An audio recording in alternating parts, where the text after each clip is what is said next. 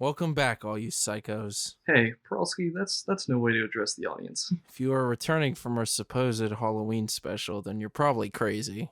Halloween Spooktober, Peralski. Don't worry, guys and audience. We have something a little less gruesome than last time. You better get ready for a scare, because we are exploring our first cryptid. I'm Nicholas Alexander, and welcome to the Scary Box Podcast official Season 1. I'm John Peralski, the skeptic. I'm producer and writer Nathaniel Martin. That's right, Nate.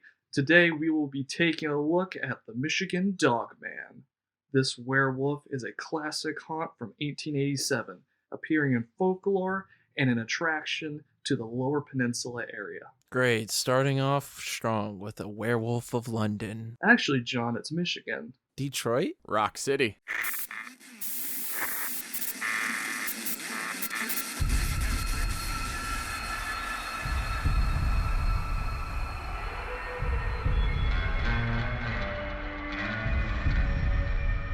The show to keep you up at night. Or something similarly cheesy. Deep within the woods of West Michigan, a mysterious cryptid roams the region. Not a traditional werewolf by any means, but a lycanthrope of another breed. And, according to legend, perhaps just as deadly. A big launch pad for the Dogman of Michigan being inducted into the Regional Cryptid Hall of Fame would certainly be a comedic song Steve Cook would air on Traverse City Radio as an April Fool's Day gag. But, with legends dating as far back as the times of Native Americans, there must be more to uncover when it comes to the myth of the man-dog hybrid terrorizing the tremendous tree-filled land of Michigan. Hey, Nick. Yes, Brolski? We should catch up. With mustard? I hate that. Nick, how would you say the Scary Boxtober went, now releasing a bunch of content out there and finally getting to show off what you worked on over the pandemic? Very happy with it. We got, 5 short films? 3 Project Paranormals and 2 other short films I'm very happy with, and hope people like the ghost sketches, and I'm excited to see how people react and what they think of the other shorts that we have coming out soon after. And now to you, John. What were some goals you guys had for this month's analytics on the YouTube channel, and how close are you guys to reaching those goals? Actually, I'm rather shocked with our output and reach so far. My goal was originally, if we could get 500 subscribers by the end of the month, that would be pretty cool. Knowing that this episode comes out later, we probably did not reach that goal, but we definitely got. I would feel really successful if each of the short films got at least 100 views within the next month, getting into November.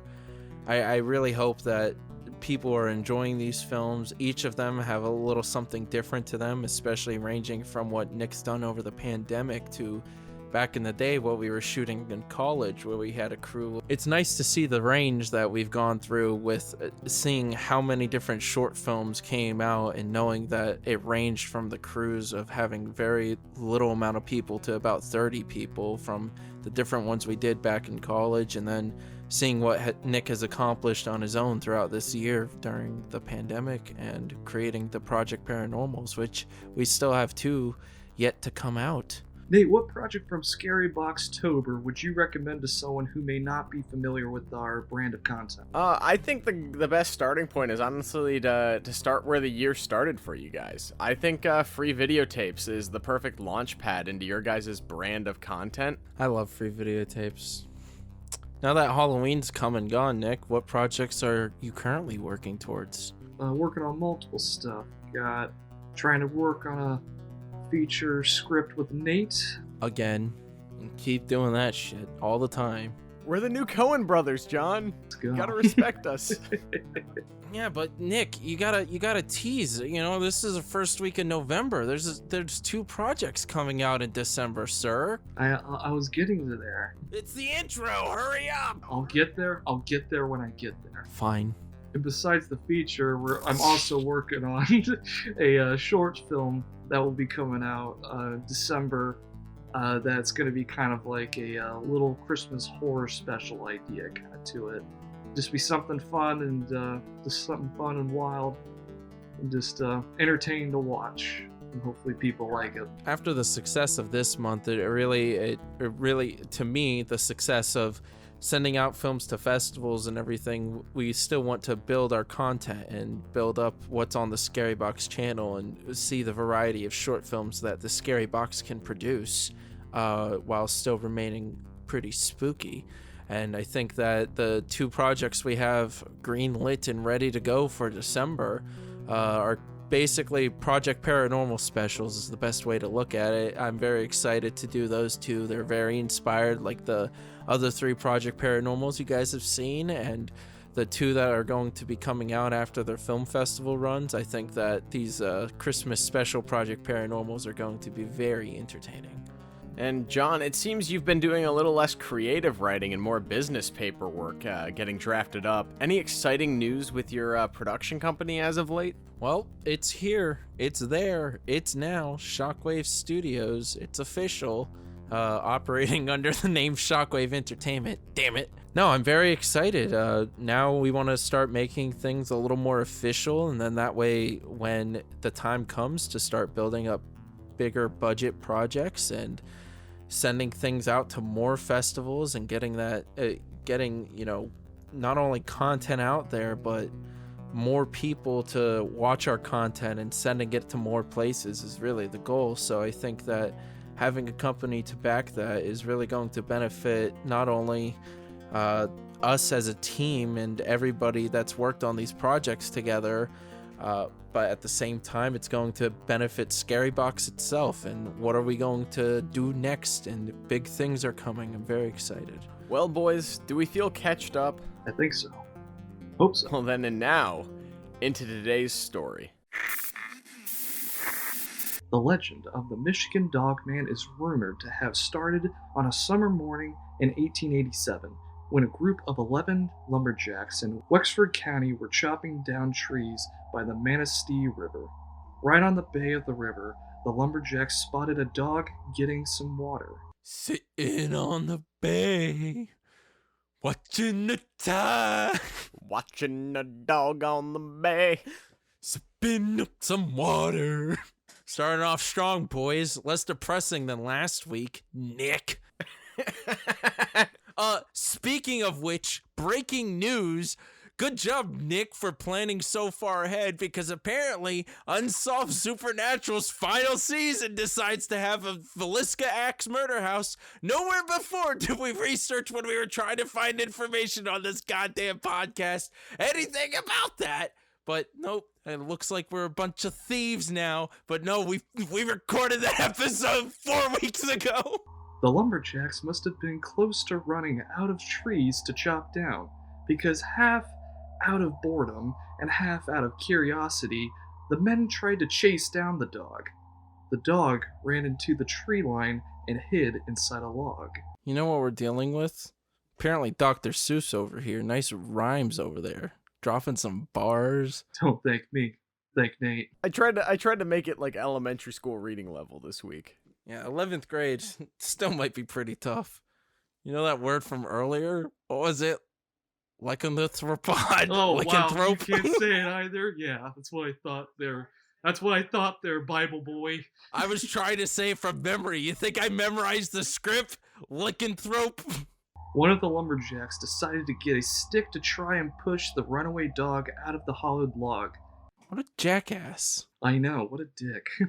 He poked the creature, and it let out an unearthly scream, one that sounded more like a man's dying yelp than a whine of a dog.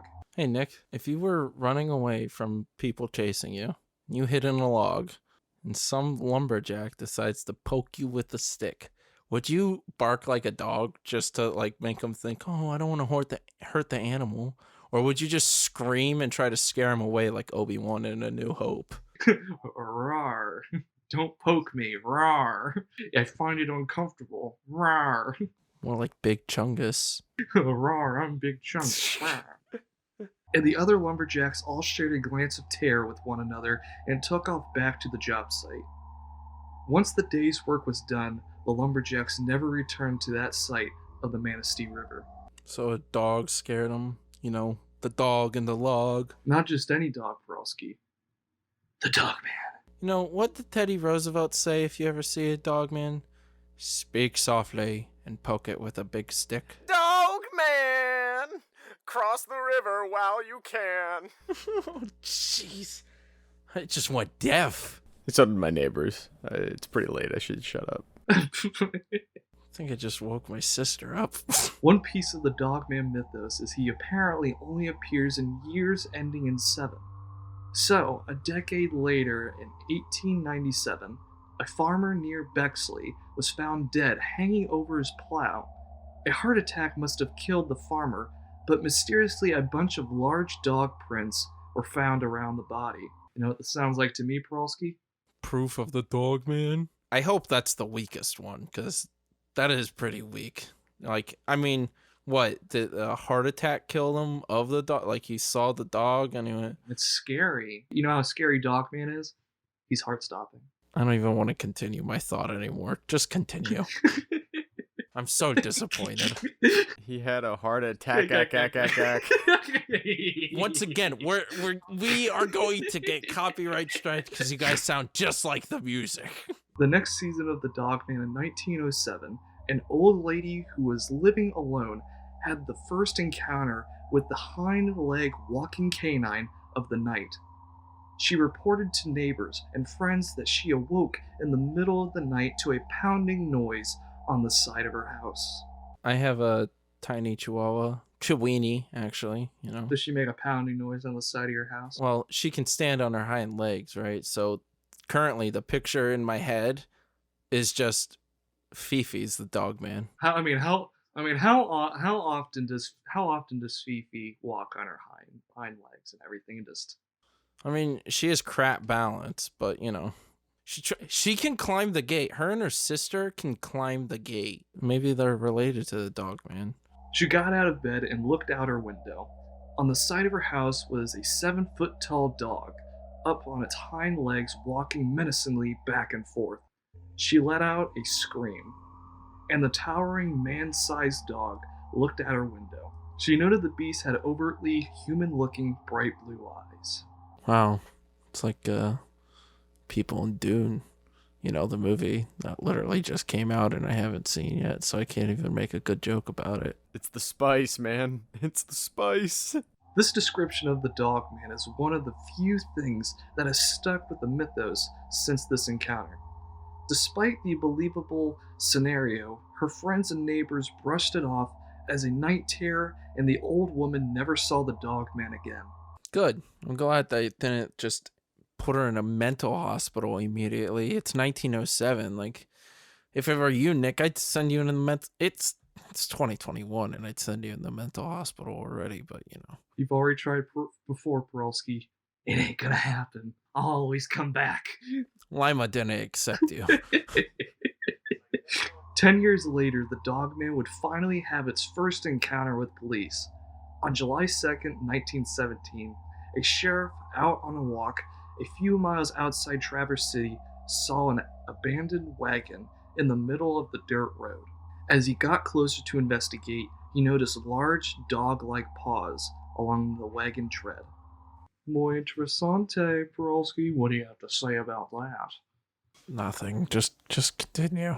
I did have a question. Where's Traverse City compared to Ohio? Traverse City is kind of like northwestern Michigan. Pretty much all of these encounters, everything around here is very close to Lake Michigan, so on the west side of the state and mostly northern. Oh, that's a pretty decent distance. Pretty big distance. We're talking about 400 miles from the Ada Tuberculosis Hospital. What really startled the officer, however, was the wagon was empty. Not a driver in sight. And the 4 horses that had been pulling the wagon all laid flat on the ground, eyes wide open, stone cold, dead. All right, kids, now I got a theory for you. Uh-oh. Listen, if you recall, the best episode of the Scary Box podcast so far is the one that I hosted, of course. So, your boy Ghost Rider, right? 1917, the train cars, the horse carriage. World War I. What if these are the same horses that were killed from the train and the car accident from the Ghost Rider episode? No, Pearlsky, back in the day, the Ghost Rider would ride the Dogman. Ah! The officer called a local veterinarian to come see what could have caused this accident. The vet deduced that the horses must have died of fright. Pearlsky, just kind of like that the farmer fella that had a heart attack. Maybe maybe they both died of fright.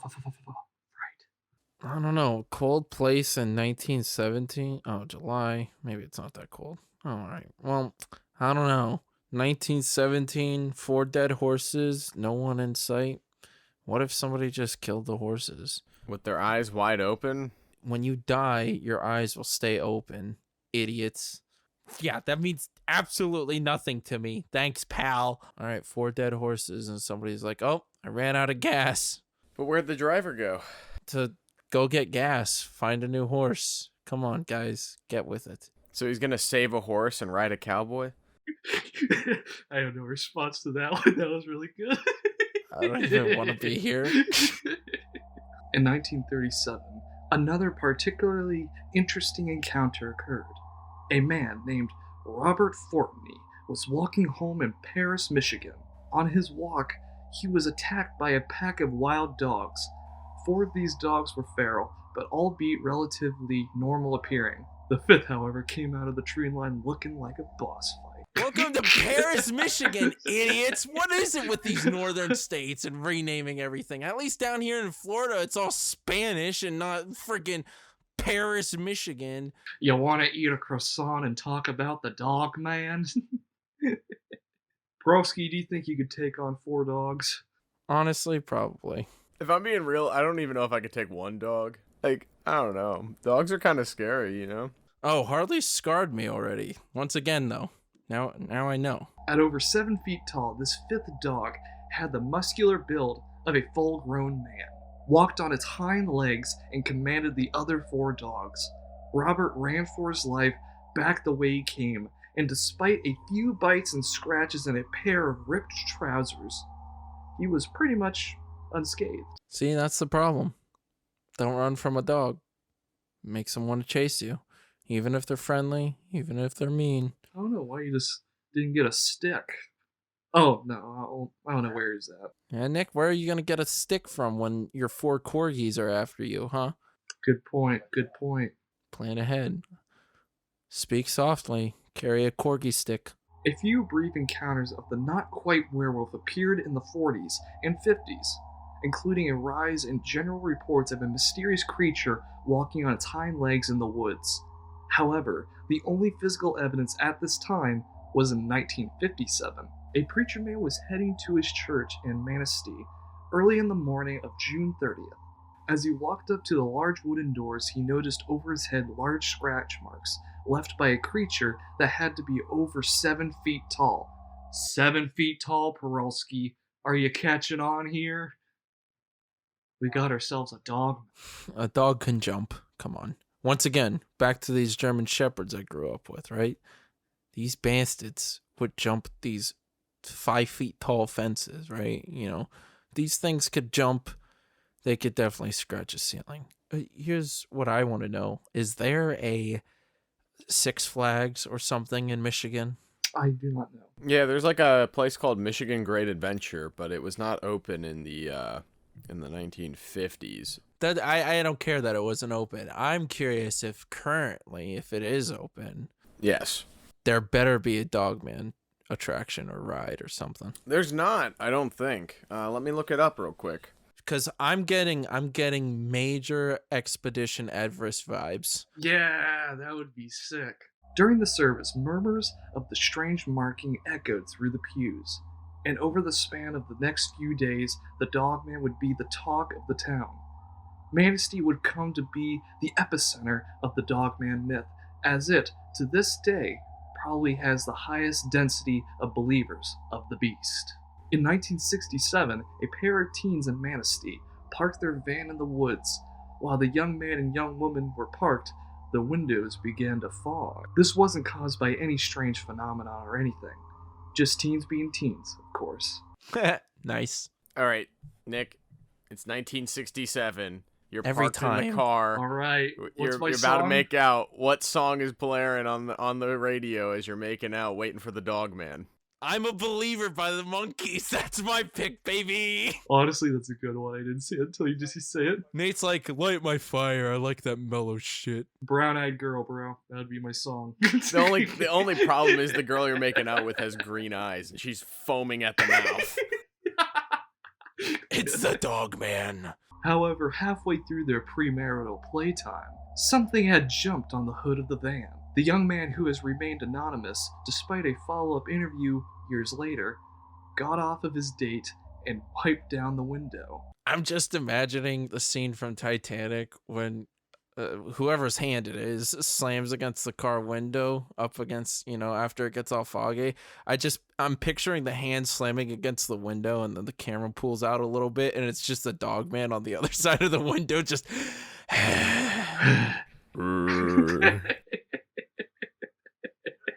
Staring back at him were the bright blue eyes of the Dogman. It licked its chops and grinned. Are you ready for playtime? Are you having premarital playtime? As the young man at his date screamed, he twisted the keys of the ignition to start to drive away. The Dogman hopped off the hood and let out a howl, or perhaps, more accurately, The date was probably like, who? She was like, oh my God, what was that? And then the guy's like, I think it was your dad. I see where you get your highs from, honey. You were my brown-eyed girl. It's still playing in the fucking background as he's driving away with his green-eyed date. And his blue-eyed Dogman. How awkward do you think the conversation home was? Just driving home with this, like getting it on, just all of a sudden, Dogman. So how about that Vietnam War, huh? So, how about that Robert Kennedy? He has blue eyes. Does he? Nothing bad's gonna happen to him. Just like the lumberjacks 80 years before, this man from Manistee described the creature's voice as sounding much more like that of a man in pain than it did a wolf or a hound. In the early fall of 1977, another report with multiple witnesses occurred. Over the last weekend of September, many reports were filed in Bel Air, just up the Lake Michigan coast from Manistee. Bel Air? The fresh Dogman of Bel Air? There were many of loud screaming coming from the nearby wooded areas. These reports were exclaiming it was particularly active at night, but a handful were reported in the day. A few police officers who responded to these calls tried to place where in the woods the awful noise was coming from. It sounded more like a consistent, ongoing scream, according to most of the reports. At first, the first few calls thought it was like a woman being like strangled or like killed or something.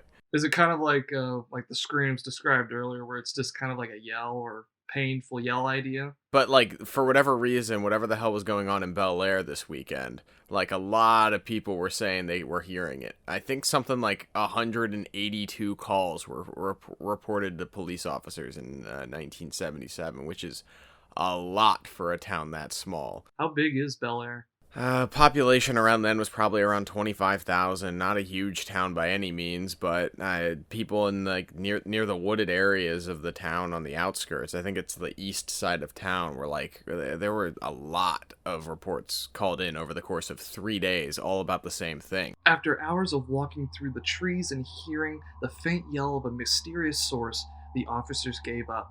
One of them, perhaps the more skeptical one, like Peralski, claimed it was like just a bobcat in labor, probably.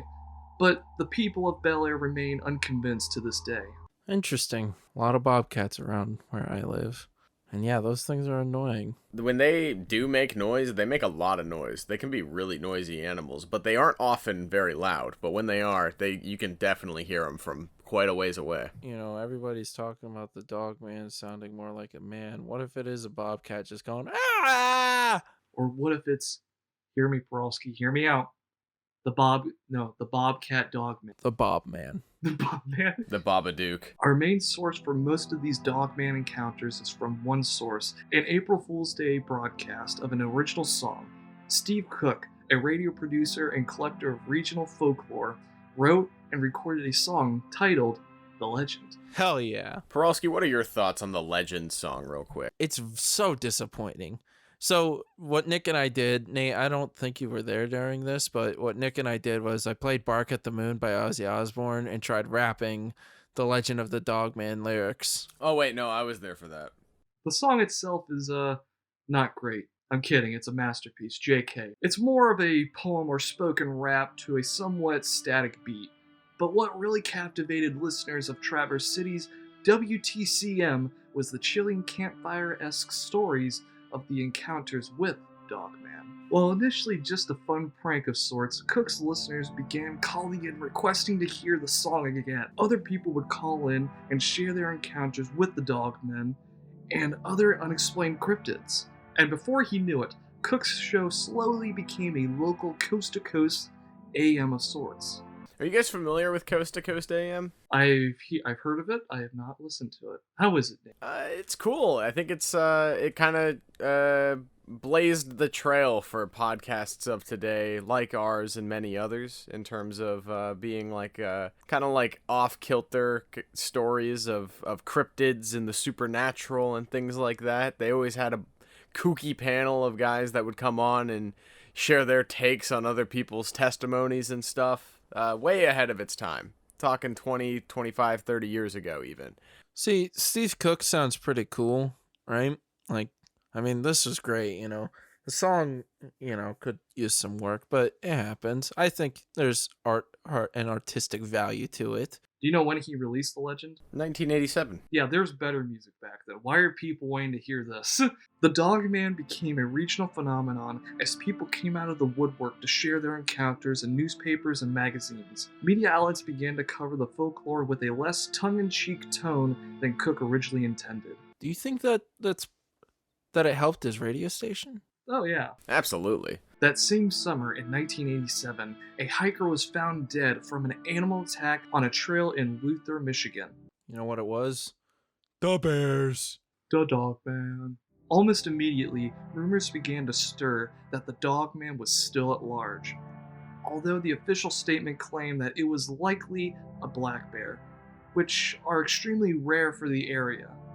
Most people chose to ride with the even more rare possibility that a 7-foot-tall dog with the torso of a man tore this poor hiker to bits. Awful. I feel bad for the dude, but, you know, would you rather be remembered as a guy who died from a black bear or a guy who died from the Dogman? Because you live in, yeah, I'd be Dogman. He's part of the legend. We gotta find, you know, in our version of the song, we're gonna just give him a shout out. The 1997 version of the Dogman song gives this guy a shout out big time. As his pranks seemed to get out of hand, Cook had this to say in an interview years later on the zeitgeist he started. I made it up completely from my own imagination as an April Fool's prank for the radio, and stumbled my way to a legend that goes back all the way to Native American times. I'm tremendously skeptical because I've sort of seen the way folklore becomes built from the creation of this song to what it's turned into. But I do believe people who think they saw something really did see something. I also think the Dogman provides them with an avenue to explain what they couldn't explain for themselves. I like that. I feel like he's a lot nicer than me. You know, he's like, hey, you know, believe what you want to believe. If you saw it, I think you did see something. Despite his skepticism, Cook knew this regional fame was now something he had to embrace. Every decade since, he has had re-recorded and re-released The Legend, with a new verse for that year's encounter. The Dogman has exploded into such popularity, it even has its own published expert. Linda Godfrey, a Wisconsinite and cryptozoologist, wrote a book titled The Beast of Bray Road with a whole chapter focused on Dogman. The Beast of Bray Road is a surprisingly similar cryptid to the Dogman. Just across the Great Lake, Michigan, a supposed werewolf-like creature roams the woods. The chapter about Dogman mainly focuses on the contrast between the two monsters, as according to Linda's interview with the anonymous young man who, in 1967, was caught making out with his girlfriend by the Dogman, she believes the creature to be a moral guide, a chaotic force of nature who scares people into making better life choices. Whoa. I like this because you know what this means? Remember our theory about Ghost Rider? Remember how he was possibly doing it to make people drive safer? That psycho, chaotic moral guide? Well, look at that. We got some similarities here. It's like a whole Justice League like type of just cryptids, like Dumpman, Peninsula Python. the Justice Better Life Choices. I don't think you can copyright folklore. I don't think that's legally allowed. Nightwalkers is technically inspired by a folklore type of thing. Check out Nightwalkers on the Scary Box. The man in 1967 encounter claimed after the encounter with the Dogman, he swore off parking his car for makeout sessions and more ever again. And in 1993, an even more clear example of this theory would be made by a young girl named Courtney Jefferson. One night in the summer of '93, I was eager to try smoking a cigarette for the first time. My parents always said it was so bad for your health, but they smoked all the time. I was determined. I waited for my father to fall asleep on the couch, then snuck downstairs and opened the coat closet door. I may have been a pretty naive kid, but I was also very observant and knew he almost always kept a pack of Newports in his jacket pocket. I grabbed a loose cigarette and the box of matches from the bathroom. Then, as quietly as I could, crept out the back door. In the very back of our yard was an old shed. We mostly just used it for storage. I figured it would give me just the right amount of cover in case anyone in the house woke up. I leaned up against the backside of the shed and failed over and over again to keep the match lit long enough to light the menthol. Finally, after the 6th or 7th match, I got it lit. As soon as I took my first drag, I looked out into the clearing in front of me. I saw a dark shadow run from left to right. At first, I wasn't scared. We often have tons of coyotes and deer frolic in the field late at night. But the shadow started making its way toward me. The closer it got to me, the bigger the creature seemed. The creature stepped into the light illuminating from our back porch, and I dropped my cig in fear. A 6-foot-tall dog-like creature crept toward me, revealing bright blue eyes and a ferocious grin. I let out a shriek and ran back into the house, slamming and locking the back door behind me. My dad jumped off the couch and began scolding me. Right then and there I came clean, told him I stole a smoke. I was way less scared of my angry father than I was whatever the fuck was outside. I wonder if the Dogman right after that happened was just like, all in a good day's work. Don't smoke, kids. Only you can prevent lung cancer. Thanks, Dogman. Brolsky, did you hear that? I mean, a foot short or 6 foot, but hey, bright blue eyes, ferocious grin, dog-like creature. Nick, that's how I describe you. So Am I a dog? You hey, you dog, you're an idiot. Hey, that's not funny.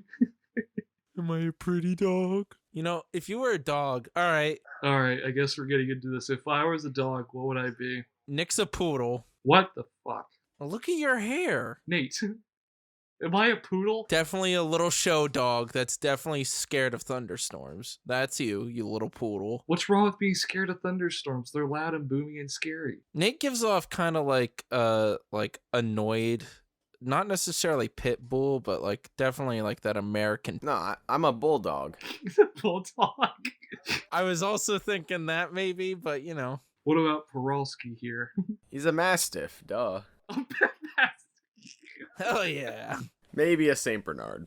Maybe. Call me Beethoven. Call you Cujo. I love that movie.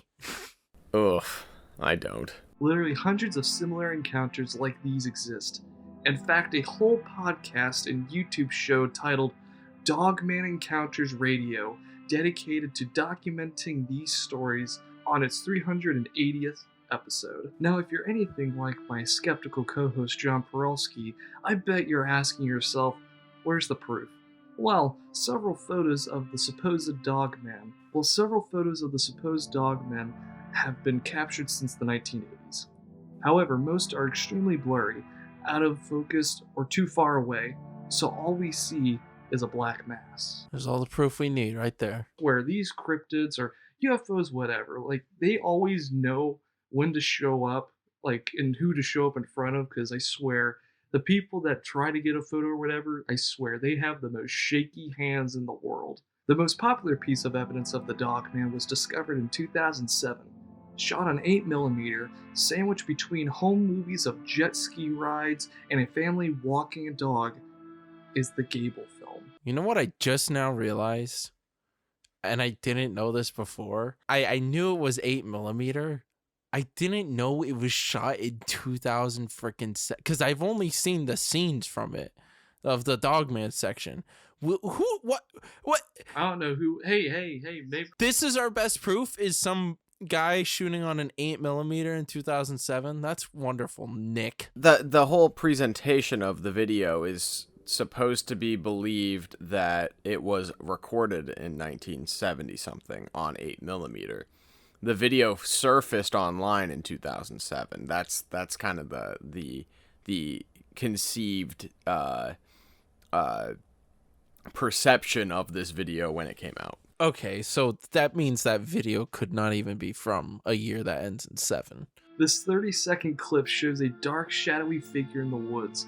The cameraman moves closer, zooming in and shaking, trying to get a more clear shot. The broad-shouldered creature looks up, spotting the cameraman, and charges.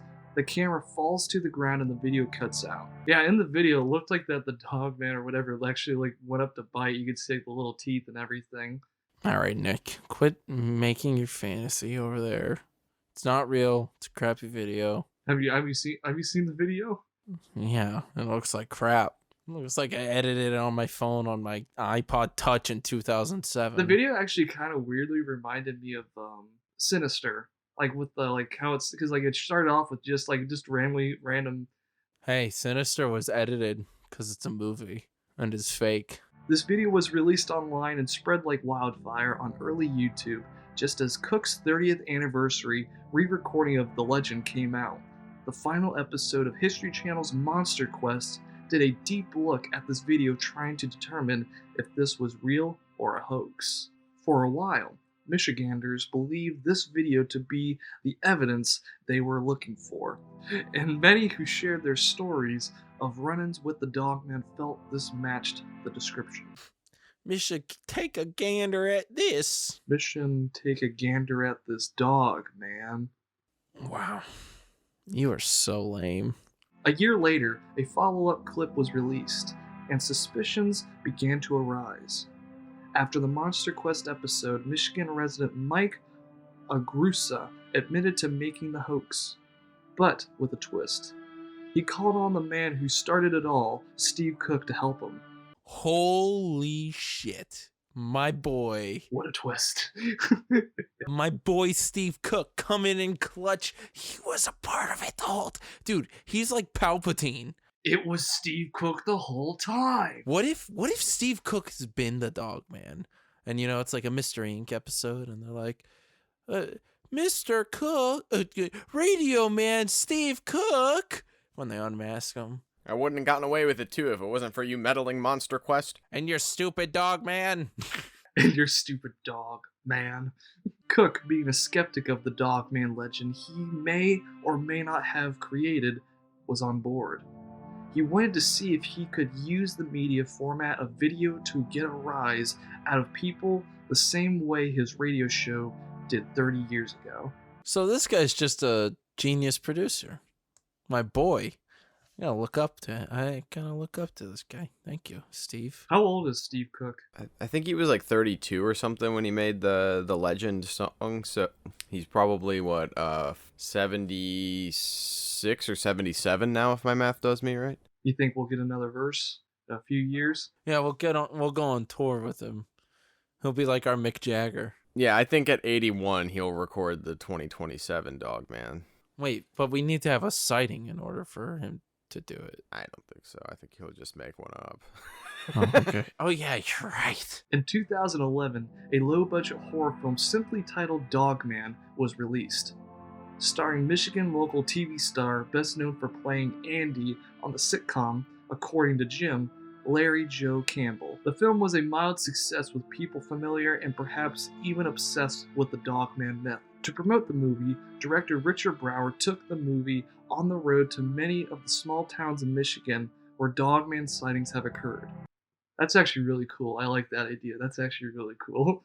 Yeah, I mean, they weren't working with a huge budget or anything. I was trying to find one for days, trying to figure out what this was made for, and my best estimate is around $200,000. So I think, like, you're releasing this micro-budget movie. You got a friend who is a local to the area who's willing to be in the movie, and he's got some credits. Yeah, take it on the road. I mean, Also, I bet the people like in those sighting places like all ate that up. They thought I bet they probably really enjoyed it. absolutely, and a fun little Q&A with like the director and actor after. It's smart. We should do that with the Phantom of Route 40, and then we could call it like the Route 40 tour. The movie was profitable enough to warrant a sequel titled Dogman 2: Wrath of the Litter. I've heard of this movie. As you can tell, these movies were more or less using the story of the Dogman as a means to make a fun little monster movie. The PG-13 suggested rating allowed this to be fun for the whole family. Have you seen Dogman 2? No. I have not either. Have you seen Dogman 1? I have not. The song really turned me off. So Yeah, no, I don't think the movie's any good, but I'm sure it's better than Assassin 33 AD. Assassin 33 AD has a sequel, and that's all that matters. Me and Nick are looking forward to that sequel. They go to the future to fight the Antichrist. Like, is that wild? All I'm going to say is I think they're following the structure of Back to the Future. So the second one's going to take place in the future. The third one, they're going to go all the way back to Moses. Yeah, they're gonna have to go. Oh shit! Mic drop. It's Jesus, Marty. We've got to save Jesus. That's gonna be the ultimate crossover movie: Assassin 33 AD and Back to the Future. This has nothing to do with the Dogman.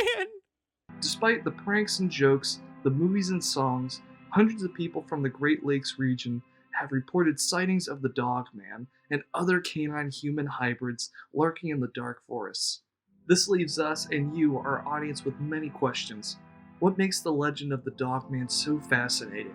Is there any merit to the sightings? Is the Dogman a force of chaotic good, as Linda Godfrey suggests? Is Steve Cook a grifter, or a chill dude whose prank blew out of proportion? Well, here's what I think. But to go back with Steve Cook, though he is a skeptic, he had this really cool, interesting quote to where, like, because there are things, some of these things could be just a regular, just normal thing. However, there are things we can't explain. And even Stephen Cook said, "I'm a skeptic because of the way this all began.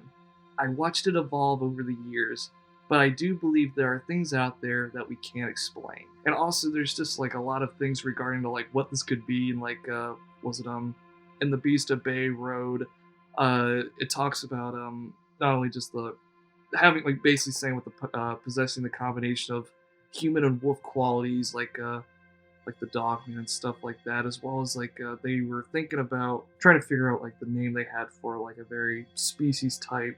All right. Well, as your furry tendencies are getting to you, Nick, I think Steve Cook is a pretty good guy. I like him a lot. I think, yeah, and like you were saying, I think he's really he's not making fun of anyone who does believe it, but he's also saying that he sees what he did. He manipulated his audience, and I don't think that's a bad thing in any way, because that's what marketing is manipulating your audience. I don't know. I just feel like the Dogman just seems like a lesser Bigfoot type of thing. I feel like it's more plausible. I think it's more plausible than a Bigfoot. I'm trying to say that Dogman and Mothman seem like they're on the same level of lore than something like Bigfoot or whatnot. I don't think any of these things are plausible, because there's no way we couldn't have caught one of these things. They're dumb mammals, is all these things. They're fast, bro. They're intelligent. Are they, though? I mean, Could you go off into the woods and hide, Mr. Intelligence? I mean, I wouldn't be a good Dogman Dogman, I don't think, but hey, there's other Dogmen. I think they could be smarter than me. Because you'd be a poodle. That's the biggest problem. Exactly. I'm Shoe Dog. I found it now. So like, with one of the theories, like honestly, I think it could be like an older, like more prehistoric animal that's just kind of dog-like and stuff like that. Like in the book Linda Godfrey had, she talked about that the Dogman is actually possibly a prehistoric wolf, similar to and I'm going to butcher this name here, Amarok, or a dog coyote hybrid. John brought up like the Mothman comparison, and I think it's pretty.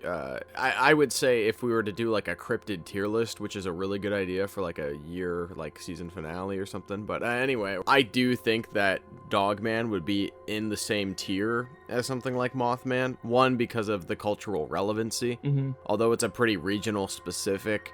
Yeah, it's pretty well known. Like most people who know anything about cryptids, Mothman's probably top 5. Dogman probably not so much, but I don't know. There's movies being made about him and stuff like that. There's still some relevancy there.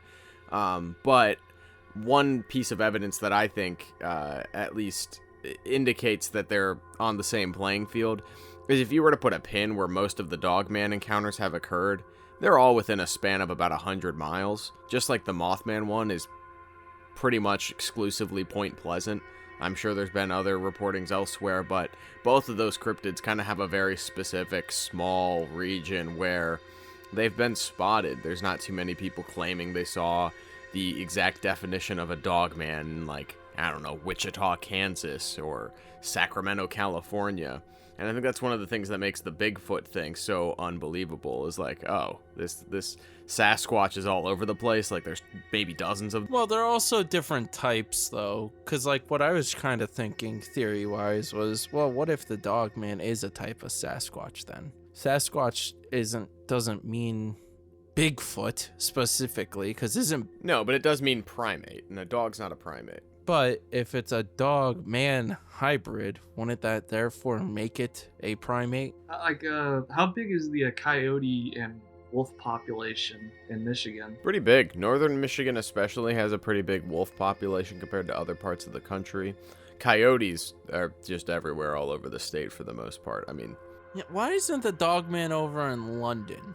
An American Dogman in London? The other theory I had, besides it being a prehistoric kind of dog-coyote hybrid, this big creature, is, and if we're able to do an episode on this would be cool. I'm very into this. Is, I think another theory I have is that this is a skinwalker. Wow. Yeah, my Bigfoot theory was stupid. I hate you. I think this is a skinwalker because of how big this thing is described in what was it, the encounters of this like wolf-like creature with the Skinwalker Ranch, as well as like similar things that occurred. Well, more, I think, more definitive, it seemed like in Utah, but with there's this one incident I saw where basically this guy, he was saying that immediately this animal ran out of the woods in front of my car and jumped across the road to the south side. I mean, it took 3 long strides and it was gone, almost like it vanished through an invisible wall. And with the invisible wall thing, that just caught me by surprise, because one of the things with Skinwalker Ranch and everything like that is like the residents and stuff there at the time would describe that things would go in and out of like portal like things and objects, stuff like that. And the idea of this to where it's like something like just disappeared just out into thin air, like it's going through a portal. I was like, huh. And also with just like the Skinwalker, if you see pictures and shit, like it's just literally just a dude kind of like, well, it transforms and shapes into a dog, but it's just like a regular guy that like wears like the fur on top and stuff, but you can transform and stuff like that. Wow. It would explain kind of like the man, like the torso of like a man and like the head of a dog, stuff like that, to where it's just kind of like a very weird, like a mythological kind of creature idea to it. Bro, I think I just found the best looking image of the Dogman. I can't get over it. This is so good. There he is, the Dogman himself. Ozzy Osbourne on the cover of Bark at the Moon. The one where the guy was attacked by other dogs. Those are just like regular feral dogs, and then this dog boss fight creature comes along. It's something to where it has like some kind of authority and is able to communicate and have dominance. To where it operates as like it's the wolf pack leader. It's the wolf pack leader. Yeah, the alpha. I have a theory or maybe a question to propose to you guys. That's more pop culture centered and less Wolfman's or Dogman rather specific. I am known for hating Michigan local Kid Rock. One thing that blows my mind about his biggest hit song, Sweet Home Alabama, all summer long, is the fact that it directly samples the Werewolves in London song. What if he was in... I mean, he grew up southwestern Michigan, maybe 100, 150 miles south of some of these Dogman encounters, and was growing up at the time this Traverse City radio broadcast happened. What if he wanted to write a homage to Sweet Home Alabama using a song about a werewolf because of a Dogman broadcast? What do you guys think about that? That just blew my mind. I think Kid Rock is the Dogman. I mean, have you seen the way he looks? Ow! Dogman of Michigan. Or do you think he just couldn't get the rights to Sweet Home Alabama, so he was just like, Werewolves of London's close enough. Yeah, he probably didn't care about that. He's probably like, what's the Dogman? Yeah, we should ask Kid Rock next time we see him what his stance is on the Dogman. I bet he's a believer. All right, Nick, let's stop talking while we still have an audience. Aw, okay, John. Thanks everyone for listening or watching. If you want, click the link tree in the description to check out John and Nick's scary box full of horror shorts and comedy sketches. Yes, please subscribe and follow us if you haven't already. Believe it or not, I'm actually trying to build a business around this stuff. And you say I'm the crazy one. Nick, shut up. Yeah, I'm stopping the recording. This turned nasty. Hear me out. Dogman of Wall Street. Damn it, Nick.